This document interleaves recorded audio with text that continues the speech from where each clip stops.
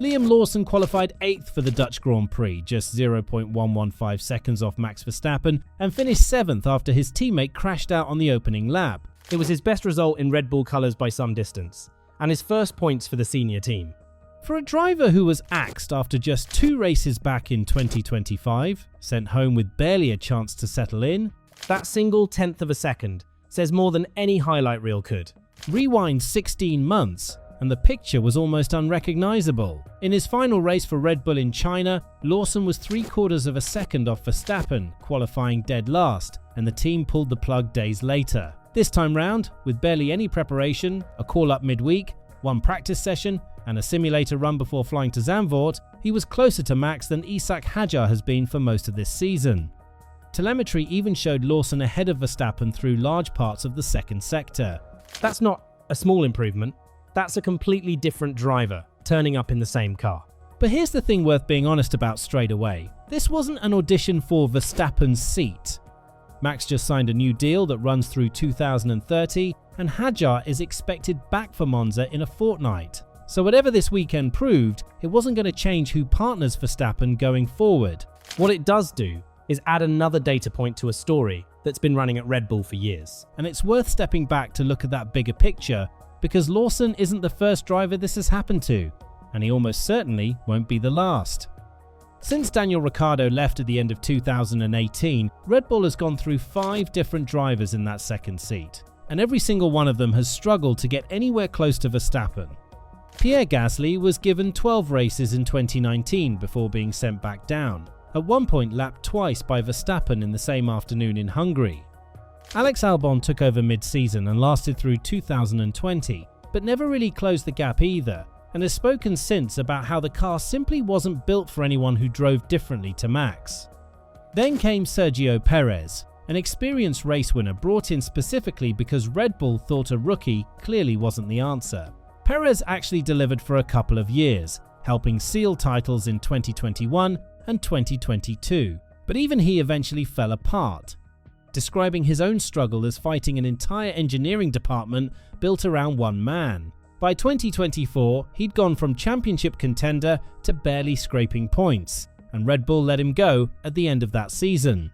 What ties all of these stories together isn't bad luck, and it isn't really about talent either, because every one of these drivers has gone on to prove themselves fine racers elsewhere. Gasly won a Grand Prix for what's now Racing Bulls and is a solid point scorer for Alpine today.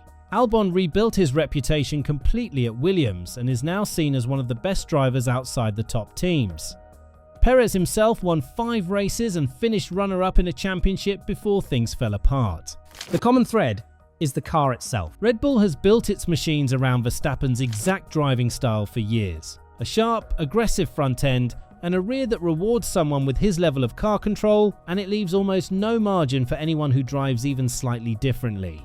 Albon put it well once, comparing it to a video game with the sensitivity turned all the way up. Great if you're Max, brutal if you're not. Which brings us to Tsunoda, because his story fits this same pattern almost perfectly, just with worse timing. He inherited that seat for 2025 and posted the biggest average qualifying gap to Verstappen of any driver in this entire stretch, over 0.6 a lap. People wrote him off as simply not good enough. But look at what happened the moment he swapped places with Lawson and went back to Racing Bulls.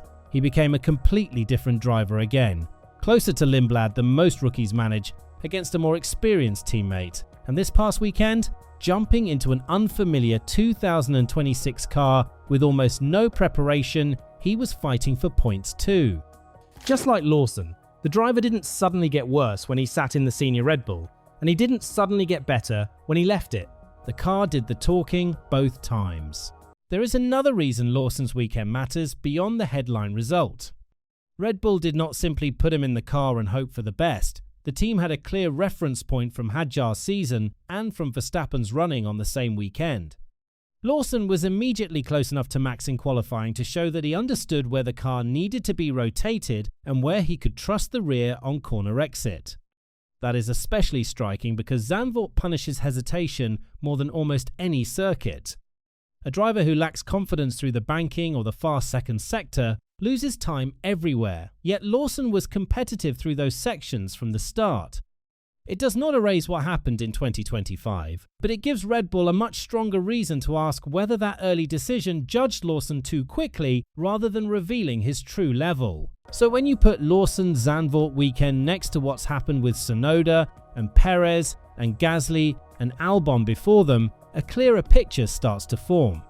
This isn't really 5 separate cases of drivers underperforming. It's one long pattern of a team building its entire car around a generational talent, and then being surprised every single time that nobody else can extract the same performance from it. Red Bull's own team boss basically admitted as much after this race, saying openly that the team hasn't always got things right when it comes to that second car, which is about as close as you'll hear a team principal come to confirming what the paddock has been saying for years. There's also a fairness question buried in all of this that doesn't get talked about enough. Lawson was thrown into his first Red Bull stint with just 11 races of prior experience across 2 separate campaigns. Nowhere near enough time to be judged fairly against a 4-time champion in one of the most demanding cars on the grid. Compare that to how he's been allowed to develop at Racing Bulls this year, with a full season, consistent support, and a car that actually suits a wider range of driving styles. And it's no coincidence he's ended up as the highest placed midfield driver in the championship. Given proper time and a fair machine, he's genuinely good. Given 2 races, and a car built for someone else entirely, almost anyone would have looked lost. What makes this weekend interesting isn't just that Lawson did well, it's what it says about how much of a driver's reputation in this sport gets shaped by circumstances completely outside their control. Had things gone differently back in early 2025, and Tsunoda had simply kept the RB21 from the start of that season, instead of Lawson being thrown in first, the whole story might read differently today. Lawson might have had another year building confidence at Racing Bulls before ever facing Verstappen, and Tsunoda might never have picked up the reputation of being the driver who couldn't hack it in the senior seat. Neither man really controlled that sequence of events, yet both of their careers were shaped heavily by it. None of this changes what happens next for either of them. Hadjar comes back for Monza, and Lawson goes back to fighting for points at Racing Bulls, with his own future for 2027 still not locked down given how strong rookie teammate Lindblad has looked this year. Tsunoda, for his part, is still hoping this kind of performance is enough to convince someone, anyone, to give him a proper seat again next season. But what this weekend really does is add more weight to an argument that's been building for years. Red Bull hasn't been cursed with a run of bad drivers in that second seat.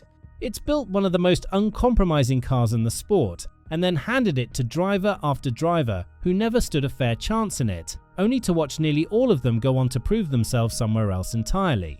So maybe the real question isn't whether Lawson deserves another shot at that senior seat one day. Maybe it's whether Red Bull is ever going to build a car that gives whoever sits in it a genuine chance to succeed, instead of just waiting for the next driver to get chewed up by the same problem all over again.